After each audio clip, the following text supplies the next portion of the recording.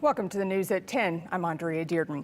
Residents in Custer and Boise counties are on alert. They are on alert for that Wapiti fire. It's spreading closer to homes. The fire has now grown about 20,000 acres in the last day, forcing some evacuations and putting other folks on alert to be ready to leave at a moment's notice. Now today, fire crews briefed the community on the status of the fire and what areas crews are prioritizing.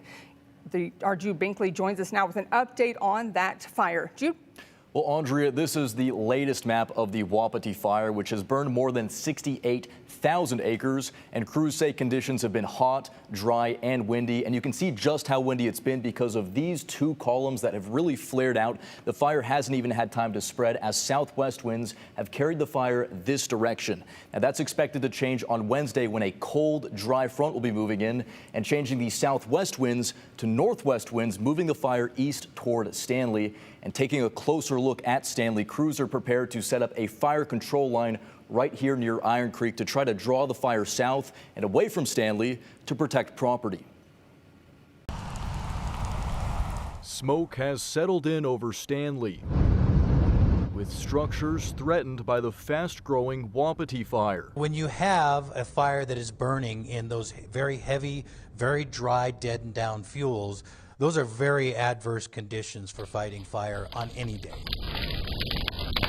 Fire bosses held a community meeting in Stanley on Sunday to brief residents on what their priorities are. The intent on this fire, as you guys and gals all know, I hope, is structure protection and making sure to keep that fire away from the homes, businesses, etc. Fire crews have been protecting structures near Stanley with sprinklers and portable ponds. We have an opportunity to come in here and cut this off before it can get a big run. Crews are also focusing on getting a control line near the northeast edge of the fire. Moving it around Iron Creek is our first priority, getting it up higher on the landscape. At the same time, very well aware of the values that are further to the south. We're doing everything as fast as we can to get some control on this end.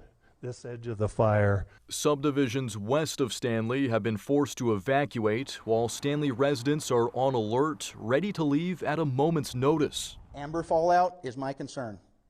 Heavy amber fallout causing too many spot fires within town that we can't control.